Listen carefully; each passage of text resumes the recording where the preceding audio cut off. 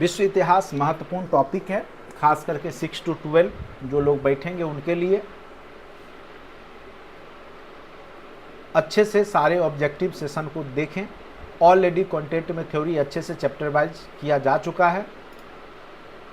अगर आप पूरा कंटेंट के जितने भी वीडियो हैं वो देख करके जाते हैं तो मैं गारंटी के साथ बोलूँगा कि कितना भी टफ क्वेश्चन आएगा तो आप इजीली हिस्ट्री में 40 में 30 तक कर सकते हैं। ठीक है, 30 से ज़्यादा मैं नहीं बोलूँगा क्योंकि हिस्ट्री कई बार बहुत ज़्यादा डीपली पूछ दिए जाते हैं, और पॉलिटी में आप मेहनत करके जाते हैं तो 35 क्वेश्चन आप इजीली कर सकते हैं। अगर आप इतना कर लेते हैं और 25 नंबर अगर आप जीएस पेपर 1 में ले आते हैं, जो फर्स्ट पार्ट है GK GS math current affairs का, तो आप इजीली जो है इसको क्रैक कर लेते हैं। अभी भी टाइम है आपके पास, जो लोग नहीं जुड़े हैं वो जुड़ सकते हैं। नीचे आपका कॉन्टैक्ट नंबर मेरा दिया गया है, तो उस पर भी आप जो है हाई लिख के भेजेंगे तो मैं आपको जोड़ दूंगा अपने कोर्स से। टॉपिक महत्वपूर्ण है विश्व इतिहास का। चलिए स्टार्ट करते हैं। सबसे पहला क्वेश्चन है कस्तितूनिया का पतन कब हुआ, जो कि ऑलरेडी मेरे द्वारा कई बार आपको पढ़ाए जा चुके हैं। कस्तितूनिया का पतन 1453 ईस्वी में हुआ था, आपको पता होगा। ठीक है, 1453 ईस्वी में कस्तितूनिया में क्या हुआ था कि इस्लाम जगत का कब्जा हो गया था, जो रूट बंद कर दिए गए थे। ठीक है, तो नए खोज का प्रमुख कारणों में से है, जो भौगोलिक खोजें हुई है उसके प्रमुख कारणों में से कस्तितूनिया का पतन महत्वपूर्ण है 1453 ईस्वी में। ये सब थ्योरी में अच्छे से समझाया गया है। इसका एग्जैक्ट आंसर हो जाएगा option number A. Vasco D gamma किस देश का रहने वाला था? ठीक है, तो याद रखिएगा वास्को डी गामा जो था वह पुर्तगाल का रहने वाला था। ठीक है, कहाँ का रहने वाला था? तो पुर्तगाल का रहने वाला था वास्को डी गामा, जिसने कि भारत की खोज की थी। आपको पता होगा 1498 ईस्वी में भारत की खोज जो है वास्को डी गामा ने किया था। इसका exact answer option number B हो जाएगा।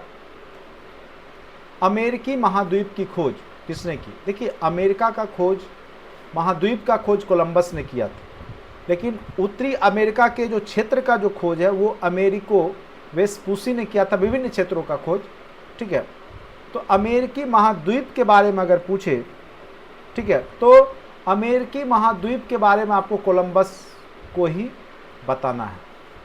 ठीक है, अमेरिका सीधे लिखा रहे और कोलंबस ना हो तो अमेरिको वेस्पूसी भी विभिन्न क्षेत्र जो उत्तरी अमेरिका का है उसकी खोज की थी अमेरिको वेस्पूसी, और उसी के नाम पे अमेरिका पड़ा भी है। लेकिन अमेरिका जो एक नई दुनिया के नाम से जाना गया था शुरुआत में, वो कोलंबस ने खोजा था 1492 ईस्वी में। कोलंबस निकला था भारत की खोज करने, लेकिन वो पहुंच गया था उत्तरी अमेरिका। ठीक है, इसका एग्जैक्ट आंसर हो जाएगा कोलंबस। ऑप्शन नंबर ए इसका सही जवाब हो जाएगा। उत्तमांसा अंतरीप जो कि अफ्रीका में पड़ता है, उत्तमांसा अंतरीप का पता किसने लगाया था? तो याद रखेंगे इसका पता बार्थोलोमियो डियाज ने लगाया था।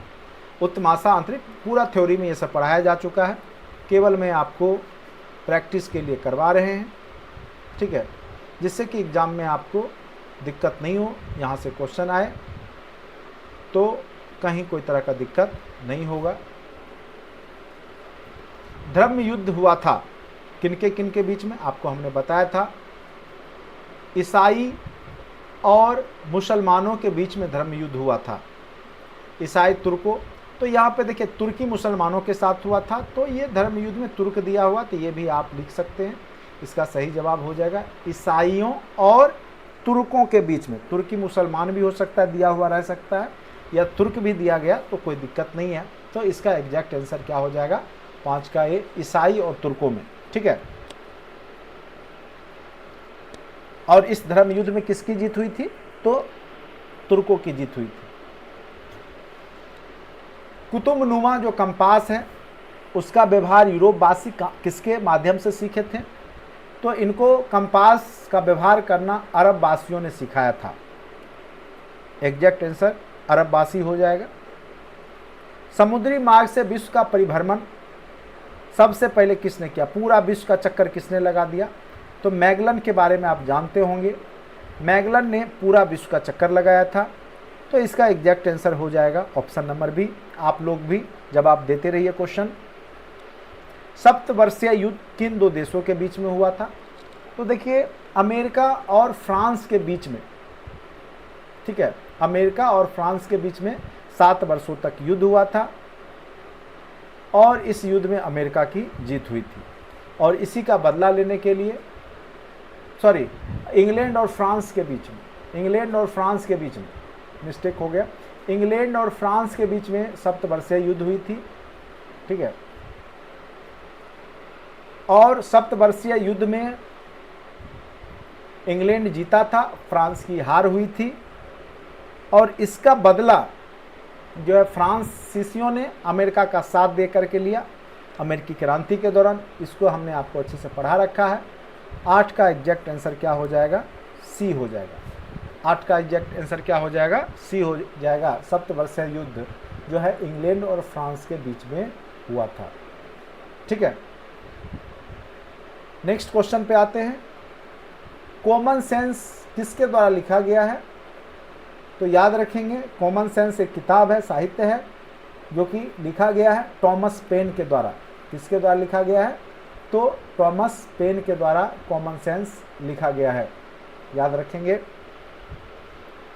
ब्रिटिश संसद ने स्टाम्प एक्ट किस वर्ष पारित किया गया था? अमेरिकी क्रांति में हमने आपको अच्छे से समझाया हुआ है, ज़्यादा मैं समझाऊंगा नहीं अब, क्योंकि ऑलरेडी हमने आपको अच्छे से, जब मैंने अमेरिकी क्रांति पढ़ाया था तो उस समय भी ऑब्जेक्टिव करवा दिया था।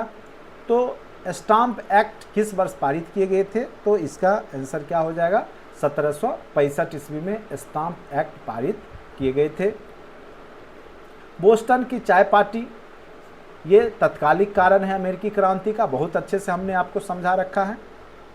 बाकी जो लोग थ्योरी नहीं पढ़े हैं तो निश्चित रूप से कंटेंट में जो वीडियो पढ़ा हुआ है अमेरिकी क्रांति का, उसको अच्छे से ज़रूर देखिए, तब जाके आपका समग्र अध्ययन होगा। केवल ऑब्जेक्टिव सेशन करने से नहीं होगा। जो लोग अभी तक नहीं जुड़े हैं वो भी जुड़ सकते हैं। और मात्र अब क्रैश कोर्स जो आपको दिया जा रहा है 499, मात्र 499 में क्रैश कोर्स दिया जा रहा है। आप निश्चित रूप से जुड़ सकते हैं, और जिसमें कि हम आपको सारे वीडियो लेक्चर, सारे टॉपिक वाइज PDF, टेस्ट, ठीक है,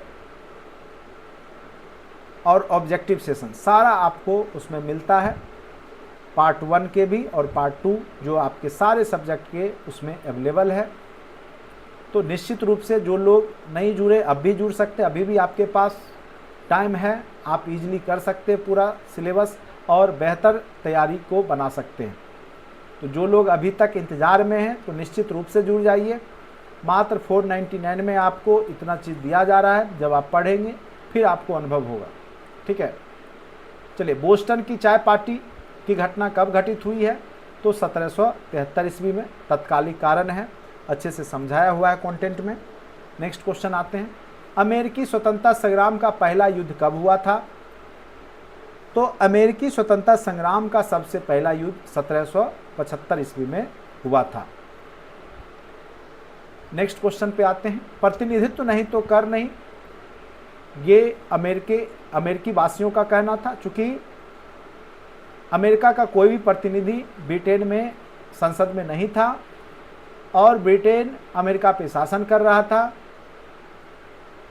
तो ये किस क्रांति का नारा है? तो अमेरिका के स्वतंत्रता संग्राम का नारा है, प्रतिनिधित्व नहीं तो कर नहीं।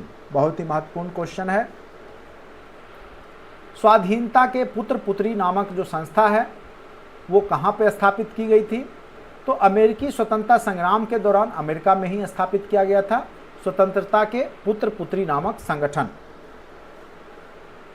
अमेरिकी स्वतंत्र संग्राम में अंग्रेजी सेना का सेनापति कौन था?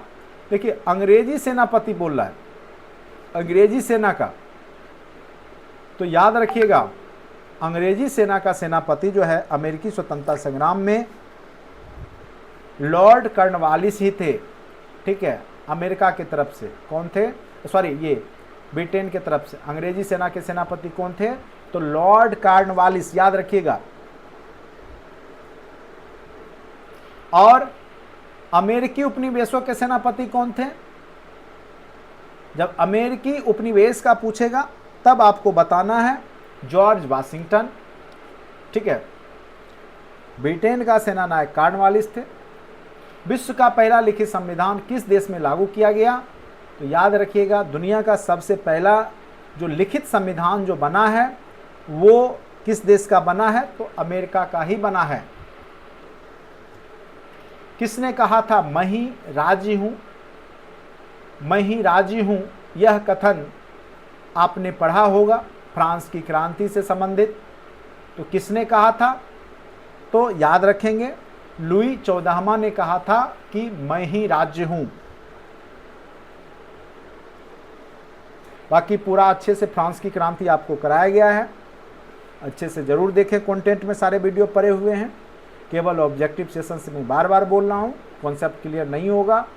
थ्योरी जरूर पढ़िए, थ्योरी से क्वेश्चन क्रिएट किए जाते हैं। ये केवल प्रैक्टिस करने के लिए आपको कुछ क्वेश्चन दे दिए गए हैं। फ्रांस की क्रांति के समय 1789 का वहाँ का राजा कौन था?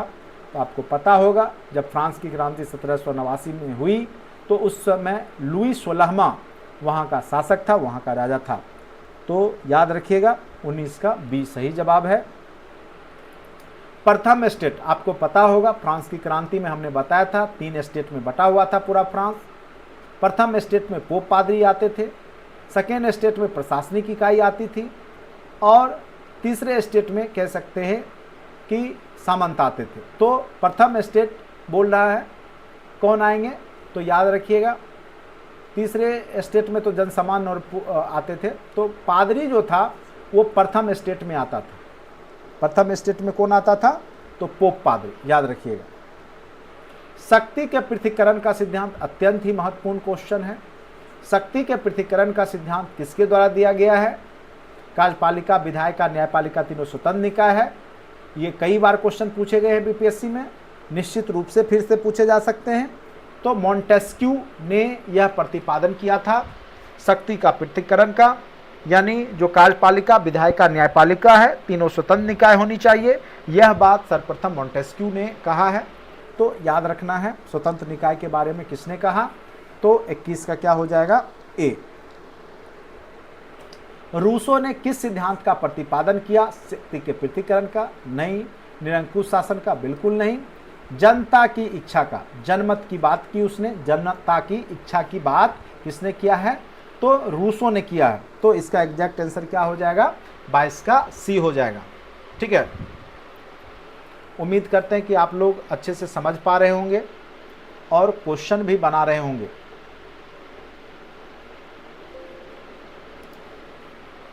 क्वेश्चन वही हैं जो ऑलरेडी आपको क्लास में कराए जा चुके हैं, कोई इसमें नया चीज़ नहीं है, सारे आपके क्लास में हो रखे हैं। ठीक है, चलिए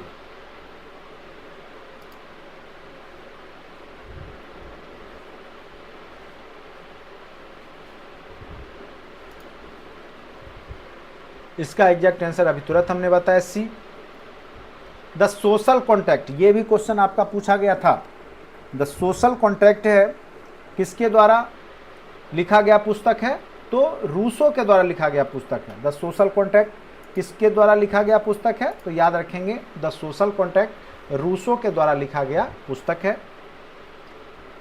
बास्तिल का पतन, जो कि फ्रांस की क्रांति का एक महत्वपूर्ण घटना है, तो बास्तिल का पतन जो है वो किस दिन हुआ था? और उसी दिन को फ्रांसवासी स्वतंत्रता दिवस के रूप में मनाते हैं। तो याद रखिएगा 14 जुलाई 1789। 14 जुलाई जब वहाँ का जो जेल था उसको वहाँ की जनता ने तोड़ करके वहाँ पे बंद कैदियों को छुड़ा लिया था। बास्तिल का पतन आपने फ्रांस की क्रांति में पढ़ा है। इसका एग्जैक्ट आंसर हो जाएगा बास्तिल का पतन किस दिन हुआ था, तो 14 जुलाई 1789 ईस्वी को हुआ था। ठीक है, चलिए नेक्स्ट क्वेश्चन पे आते हैं। फ्रांस में स्वतंत्रता दिवस किस तिथि को मनाया, अभी तुरंत हमने बताया बास्तिल के पतन के ही दिन को मनाया जाता है, तो एग्जैक्ट आंसर क्या हो जाएगा इसका, तो 14 जुलाई। नेक्स्ट क्वेश्चन पे आते हैं। स्वतंत्रता, समानता और बंधुत्व का नारा किस क्रांति का देन है, तो याद रखिएगा समानता, स्वतंत्रता और बंधुत्व का नारा जो भारतीय संविधान में भी लिया गया है, भारतीय जो प्रस्तावना है वहाँ भी आया है, तो फ्रांसीसी क्रांति से संबंधित है। याद रखिएगा फ्रांस की क्रांति का ही नारा था समानता, स्वतंत्रता और बंधुत्व। ठीक है, इसका एग्जैक्ट आंसर हो जाएगा आपका ऑप्शन नंबर बी। ठीक है, चलिए नेक्स्ट क्वेश्चन पे आते हैं। मॉन्टेस्क्यू द्वारा लिखित पुस्तक का नाम क्या था, तो आपको पता होगा द स्पिरिट ऑफ लॉज किसके द्वारा लिखा गया था, तो मॉन्टेस्क्यू के द्वारा ही लिखा गया था, द स्पिरिट ऑफ लॉज। ठीक है, ये किसके द्वारा लिखा गया है, तो मॉन्टेस्क्यू के द्वारा लिखा गया है। नेशनल असेंबली के लिए मतदान का अधिकार किसको मिला, ठीक है, सक्रिय नागरिकों को। तो देखिए फ्रांस में जो शुरुआत में नेशनल असेंबली के द्वारा जो मतदान के अधिकार दिए गए थे, तो वहाँ के सक्रिय नागरिक को ही दिया गया था। ठीक है, तो इसका एग्जैक्ट आंसर हो जाएगा सक्रिय नागरिक। नेक्स्ट क्वेश्चन पे आते हैं। 1789 की क्रांति के बाद फ्रांस में किस प्रकार की शासन व्यवस्था स्थापित हुआ था, तो आपको पता होगा कि 1789 की क्रांति के बाद जो वहाँ पे शासन व्यवस्था आई वह संविधानिक राजतंत्र की स्थापना हुआ, यानी था राजतंत्र ही लेकिन संविधान बना करके वहाँ पे शासन हो रहा था, तो संवैधानिक राजतंत्र की स्थापना ही हुई थी।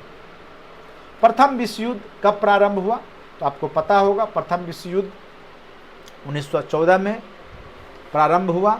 ठीक है, प्रथम विश्व युद्ध, द्वितीय विश्व युद्ध, सारे टॉपिक आपको कंटेंट में पढ़ाए गए हैं अच्छे से। सर्वस्लाववाद को किस राष्ट्र ने बढ़ावा दिया था, चूंकि स्लाव जाति के लोग कहाँ के थे, तो हमने आपको बताया था रूस से संबंधित थे, इसीलिए सर्वस्लाववाद को किस राष्ट्र ने बढ़ावा दिया था, तो रूस ने बढ़ावा दिया था सर्वस्लाववाद का। ठीक है, जो कि सेराजेवो हत्याकांड में भूमिका निभा देता है। सर्वस्लाव एकत्रित होने के लिए ही जो है यहाँ पर ऑस्ट्रिया के राजकुमार की हत्या की जाती है, आर्क ड्यूक फर्डिनेंड जो रहते हैं उनकी। तो रूस ने सर्वस्लाव को एक करने की बात, चूंकि स्लाव जाति के लोग रूस में रहते हैं, तो सर्वस्लाववाद को किस राष्ट्र ने बढ़ावा दिया था, तो रूस ने बढ़ावा दिया था, याद रखेंगे। प्रथम विश्व युद्ध में किस राष्ट्र की पराजय हुई थी, जर्मनी की, रूस की, इंग्लैंड की। तो प्रथम विश्व युद्ध में जो है पराजय किसको होना पड़ा था, तो जर्मनी को ही पराजय होना पड़ा था। ठीक है, बहुत अच्छे से हमने प्रथम विश्व युद्ध, द्वितीय विश्व युद्ध आपको समझाया हुआ है, कंटेंट में ऑलरेडी वर्ल्ड हिस्ट्री में पढ़ा हुआ है, सारे टॉपिक जरूर देख लीजिएगा आप लोग 6 to 12 वाले। 1917 में विश्व युद्ध से अलग होने वाला राष्ट्र कौन था, लास्ट में आपको हमने बताया था जो सोवियत संघ रूस था वो प्रथम विश्व युद्ध से अलग हो गया था। तो इसका एग्जैक्ट आंसर क्या हो जाएगा, सी। वर्साई की संधि ने किस महादेश का मानचित्र बदल दिया था, आपको पता होगा ये प्रथम विश्व युद्ध के परिणाम के रूप में वर्साई की संधि लास्ट में होता है, तो इसने यूरोप का मानचित्र बदल दिया था। कहाँ का मानचित्र बदल दिया था, तो यूरोप का। तुष्टीकरण की नीति को प्रतिमूर्ति कौन ब्रिटिश प्रधानमंत्री था जो तुष्टीकरण की नीति अपना रहा था, तो चैम्बरलेन, याद रखिएगा उनका नाम क्या था, तो चैम्बरलेन, जो कि तुष्टीकरण की नीति और जिस कारण से जो है प्रथम विश्व युद्ध हुआ, तो यहाँ पे चैम्बरलेन। ठीक है, द्वितीय विश्व युद्ध का आरंभ कब हुआ, आपको पता होगा द्वितीय विश्व युद्ध की घटना 1939 से 1945 के बीच की घटना है। ठीक है, और इसका जो बीजारोपण था वो वर्साई की संधि में ही छिपा हुआ था 1919 का। तो यहाँ पे द्वितीय विश्व युद्ध का प्रारंभ याद रखिएगा 1939 ईस्वी में हुआ। नेक्स्ट क्वेश्चन पे आते हैं। द्वितीय विश्व युद्ध में पहला परमाणु बम कहाँ गिरा था, तो हिरोशिमा, जो कि जापान में है। हिरोशिमा और नागासाकी 6 अगस्त और 9 अगस्त को गिरा। लिटिल बॉय सबसे पहले, उसके बाद फैटमैन गिराया गया। तो हिरोशिमा, आंसर क्या हो जाएगा? हिरोशिमा। नेक्स्ट क्वेश्चन पे आते हैं। द्वितीय विश्व युद्ध में इटली ने किस वर्ष आत्मसमर्पण कर दिया? तो द्वितीय विश्व युद्ध में 1914 तो होगा नहीं, अब 1942 और 1944 की बात है। तो इसमें एग्जैक्ट आंसर क्या हो जाएगा, आप लोग बताएं। इसका एग्जैक्ट आंसर हो जाएगा 1944। द्वितीय विश्व युद्ध में जो है लास्ट में इटली ने आत्मसमर्पण इटली को करना पड़ा, ठीक है, और बहुत ज़्यादा नुकसान हुआ इटली को। तो 1944 ईस्वी में, ठीक है, आत्मसमर्पण किया था। द्वितीय विश्व युद्ध के बाद पूर्वी जर्मनी को किसके संरक्षण में रखा गया था? आपको पता होगा, जर्मनी हार जाता है और उसके बाद इसके भाग को पूर्वी जर्मनी को किसके हाथ दे दिया जाता है? तो किसको दे दिया जाता है? तो सोवियत संघ को दे दिया जाता है, ठीक है। पूर्वी जर्मनी किसके हाथ आता है? तो सोवियत संघ के हाथ आता है, ठीक है। 39 का एग्जैक्ट आंसर क्या हो जाएगा? सी। नाजीवाद किसका समर्थक था?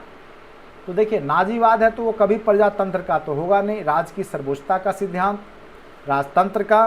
तो इसका एग्जैक्ट आंसर हो जाएगा राज की सर्वोच्चता का सिद्धांत। नाजीवाद किसका समर्थक था? तो राज जो है वो सर्वोच्च है, ठीक है। तो ये सिद्धांत था इसका। हिटलर का जन्म कहाँ हुआ था? तो देखिए, हिटलर जर्मनी में का तानाशाह था, लेकिन उसका जन्म जो था वो जर्मनी में नहीं हुआ था। याद रखिएगा, उसका जन्म ऑस्ट्रिया के एक द्वीप पे हुआ था। नाजीवाद का उत्कर्ष कहाँ हुआ? तो जर्मनी में हुआ। नाजीवाद का उत्कर्ष कहाँ हुआ? तो जर्मनी में हुआ। मेन कैंप किसकी रचना है? इसके लेखक, जिसमें उसने अपनी जीवनी के बारे में लिखा है, तो मेन कैंप हिटलर के द्वारा लिखा गया है। अत्यंत ही महत्वपूर्ण क्वेश्चन है, VVI है, आपके एग्जाम में पूछे जा सकते हैं। हिटलर जर्मनी का चांसलर कब बनता है? ये सब सारे कंटेंट में वीडियो हैं, अच्छे से देखे होंगे तो आपको पता ही होगा, नहीं देखें तो जरूर जाके देखिए। विश्व इतिहास में सारे टॉपिक अच्छे से करवाए गए हैं। 1933 में जितना टॉपिक हमने आपको कराया है, शायद ही कोई टीचर आपको करवाया होगा किसी भी संस्थान में, इस बात का फुल गारंटी है। और सारे टॉपिक को हमने बहुत ही इजी लैंग्वेज में समझाने का प्रयास किया है। जो लोग पढ़े होंगे उनको अच्छे से पता होगा। हिटलर जर्मनी का चांसलर कब बनता है? तो याद रखिएगा 1933 ईस्वी में। गेस्टापो क्या था? गुप्तचर पुलिस सेना का विशेष टुकड़ी, एक राजनीतिक बल। तो देखिए, एक गुप्तचर पुलिस बल था। क्या था गेस्टापो? तो एक गुप्तचर पुलिस बल को ही गेस्टापो कहा गया था। हिटलर की प्रजातीय नीति के विशेष बने शुद्ध नस्ल वाले आर्य, यहूदी, जिप्सी। तो सबसे ज़्यादा ये किसके प्रति नफरत रख रहा था? तो यहूदियों के प्रति, ठीक है। तो इसका एग्जैक्ट आंसर क्या हो जाएगा? यहूदी। हिटलर का प्रचार मंत्री कौन था जो प्रचार करता था? तो याद रखिएगा, हिटलर का प्रचार मंत्री गोवेल्स था, ठीक है। हिटलर ने राष्ट्रसंघ की सदस्यता कब छोड़ी? ठीक है, राष्ट्रसंघ जो कि प्रथम विश्व युद्ध के बाद बना था, उसकी सदस्यता कब हिटलर ने छोड़ दिया था? तो याद रखिएगा 1933 ईस्वी में, चांसलर बनते के साथ ही। हिटलर के किस देश पर आक्रमण के परिणाम स्वरूप द्वितीय विश्व युद्ध हुआ? तो पोलैंड पे आक्रमण किया था, तो द्वितीय विश्व युद्ध का आरंभ हो गया था। तो इसका एग्जैक्ट आंसर हो जाएगा 49 का सी। जर्मनी की मुद्रा, ये आपको पता ही होगा, जर्मनी की मुद्रा क्या है? तो मार्क है। तो इस प्रकार से 50 क्वेश्चन का सेट हमने कराया, जो कि अत्यंत महत्वपूर्ण है। वर्ल्ड हिस्ट्री के सारे टॉपिक जब आप पढ़ के जाते हैं, ठीक है, तो निश्चित रूप से आप पूरा क्वेश्चन बना के आएंगे। 6 to 12 वाले जो भी लोग हैं वो वर्ल्ड हिस्ट्री अच्छे से ज़रूर पढ़ के जाइएगा। और 6 to 8 में यहाँ से कम आपके एग्जाम में 10 से 15 क्वेश्चन के बीच में यहाँ से पूछे जाएंगे। 15 क्वेश्चन आपके मॉडर्न हिस्ट्री के पूछे जाएंगे, ठीक है। 10 ही क्वेश्चन आपके प्राचीन एनिशियंट या मिडेवल से पूछे जाएंगे। तो 15 क्वेश्चन वर्ल्ड अच्छे से पढ़ के जाइए, 6 to 8 वाले। 15 क्वेश्चन मॉडर्न अच्छे से पढ़ के जाइए, और 10 क्वेश्चन में ओवरऑल है, ठीक है। तो इस प्रकार से अगर आप तैयारी करके जाएंगे तो हिस्ट्री में आप बेहतर कर पाएंगे। बाकी जो लोग सारा वीडियो देख रखे हैं या पढ़ रहे हैं तो निश्चित रूप से भरोसा रखिए, आपका कोई क्वेश्चन छूटने वाला नहीं है। तो आज के लिए इतना ही इस वीडियो लेक्चर में। जो लोग अभी तक नहीं जुड़े हैं जुड़ सकते हैं, डिस्क्रिप्शन बॉक्स में लिंक दिया गया है, ऐप डाउनलोड कर ले या प्ले स्टोर से कंपटीशन हब ऐप डाउनलोड कर ले। अगर कोई दिक्कत होता है तो जो यहाँ हेल्पलाइन नंबर है तो संपर्क कर सकते हैं। आज के लिए इतना ही, धन्यवाद।